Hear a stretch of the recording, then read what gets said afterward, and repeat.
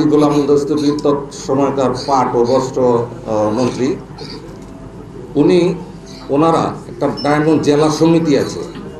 এই নারায়ণগঞ্জ জেলা সমিতি একবার আমাকে একটা চিঠি ইস্যু করে, যেটাতে সমাজে এটার অনেক ক্যাটাগরি আছে।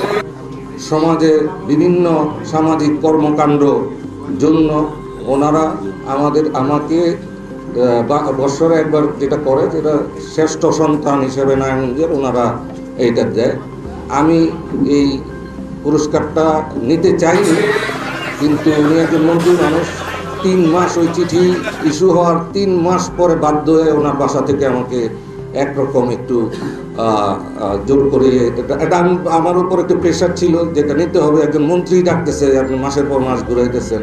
তা আপনারা নিজেরাই বুঝবেন যে ওই সময় আসলে স্রোতের বিপরীতে থাকাটা কতটা কষ্টসাধ্য ছিল।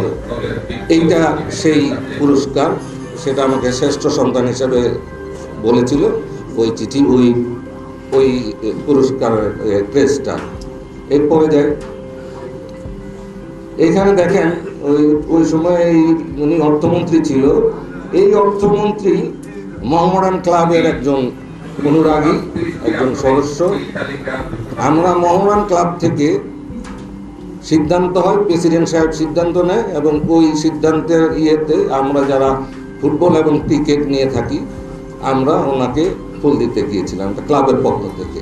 এটা আমার কোনো ব্যক্তিগত ছিল না। আরেকটা কিছু দেখো, এই যে আরেকটা দেখেন, আমি আল্লাহর অশেষ রহমতে আমি গত 10 বছর 12 বছর যাবৎ, আমি 15 বছর 10 বছর যাবৎ আমি সিআইপি মনোনীত হই। এবং আপনারা জানেন একজন ব্যবসায়ীর জন্য এইটা সর্বোচ্চ একটা সম্মান। এবং এই কার্ডটা, সিআইপি কার্ডটা, ওই যেই সময় যেই মন্ত্রী থাকে তার থেকেই নিতে হয়। তো আমার মনে হয় যে এটা টিপু মুন্সির সময়ের দেওয়া। আরও কিছু ছবি থাকতে পারে অন্যান্য মন্ত্রী যেই সময় ছিল। উনি তো সব সময় বিগত দিনে বাণিজ্য মন্ত্রী ছিলেন না। এটা আমার সিআইপি কার্ডের সেই ছবি। এরপরে এই যে একটা ছবি দেখেন, এখানে আমি বলতে চাই, নাসিম ওসমান সাহেব যখন মারা যান, এই আসনটায় একটা উপনির্বাচন হয়। এই উপনির্বাচনে 11 নম্বর ওয়ার্ডে উনি যাবেন, এর আগের দিন আমাকে কল করেন, এবং কল করে উনি ওখানে আমাকে উপস্থিত থাকতে বলেন। তা আমি ওনাকে সরাসরি বলেছিলাম যে আপনি জাতীয় পার্টি করেন নয়, আমার তো জাতীয় পার্টির সাথে কোনো সম্পর্ক নাই। তো উনি বলছে যে আমি নাসিম ওসমান সব পার্টি করি, সেলিম ওসমান সব পার্টি করি, আমারটাকে সবাই সাড়া দেয়। এবং ওই কথাতে একটু প্রেশার ছিল, একটু উত্তেজিত ছিল। তাও আমি তাকে না করে দিই যে না ভাই, আমি যেতে পারবো না। এরপরে উনি অনেক মেজাজ খারাপ করে এই কাজলকে ফোনটা দিয়ে দেয়, কাজল ভাইকে ফোনটা দিয়ে দেয়। কাজল ভাই আমাকে বোঝানোর চেষ্টা করে, আমি বলি না ভাই, আমি যাব না।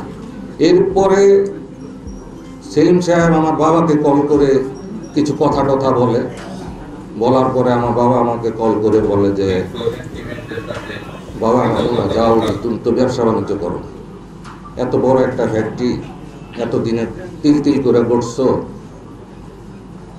ঠিক ওই কারণেই আমার এখানে যাওয়া। এটা আমার উপরে প্রেশার ছিল। এছাড়া কোনো এরকম জায়গায় আমার ওনার সাথে কোনো উঠা বসা ছিল না। এবং ওনার